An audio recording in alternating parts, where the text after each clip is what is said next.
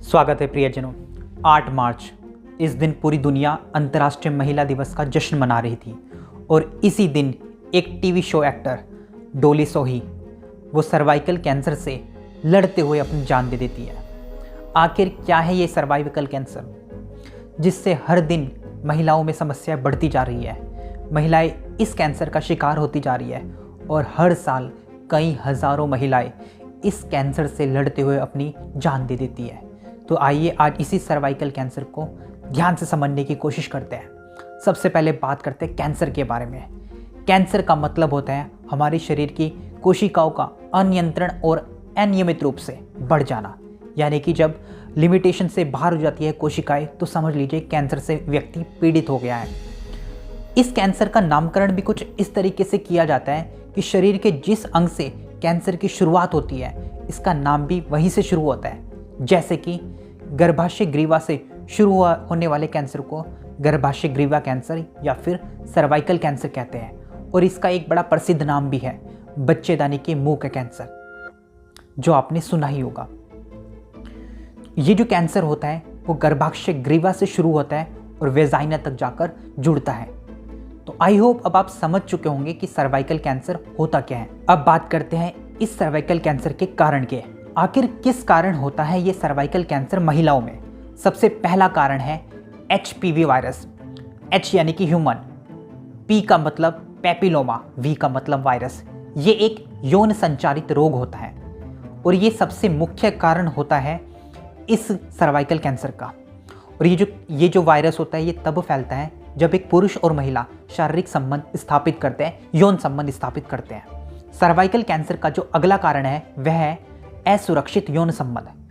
जब कोई व्यक्ति HPV वायरस, जिसके अंदर HPV वायरस है, इससे वो संक्रमित है और इसके साथ कोई यौन संबंध स्थापित करता है तब भी सर्वाइकल कैंसर होने का खतरा बना रहता है। और यदि कोई महिला एक से अधिक पार्टनर के साथ यौन संबंध स्थापित करती है या फिर बहुत ही कम उम्र में यौन संबंध स्थापित कर चुकी है तो भी सर्वाइकल कैंसर का खतरा बहुत ज़्यादा बढ़ता है। अगला जो कारण है वो है गर्भधारण।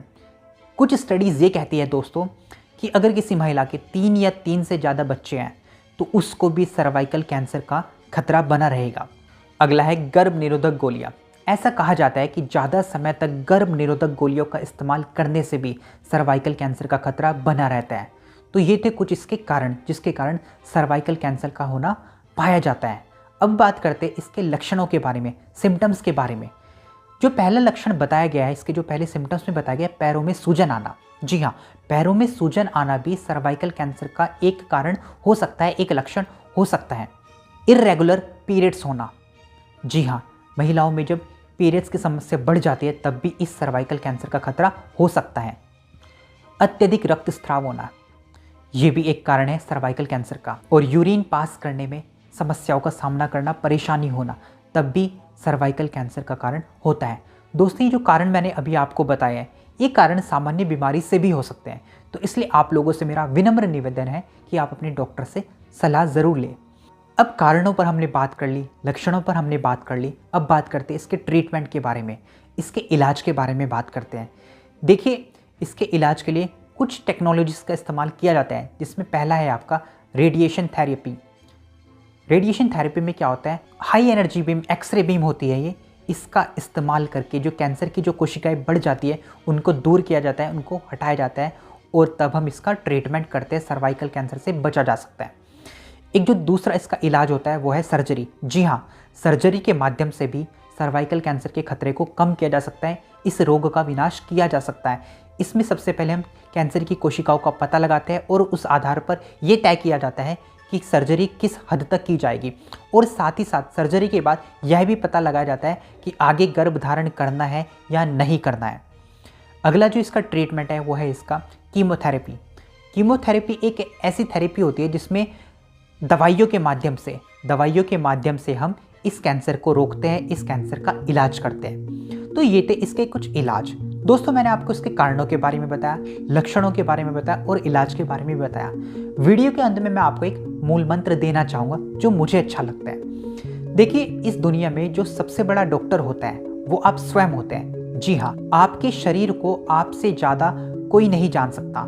आप ही बता सकते हो कि कौन सी चीज़ आपके शरीर को फ़ायदा पहुंचाती है और कौन सी चीज़ आपके शरीर को नुकसान पहुंचाती है। तो अगर आप इन चीज़ों का पता लगा लेते हैं और अपनी बुद्धि का सही इस्तेमाल करते हैं और जो चीज़ें आपके शरीर को सूट नहीं करती हैं, उपयोगी नहीं है आपके शरीर के लिए, उनका आप तुरंत त्याग कर दीजिए। अन्यथा आप पैसों का इंतज़ाम कर लीजिए और कोई ना कोई डॉक्टर आपकी प्रतीक्षा में बैठा होगा। Thank you.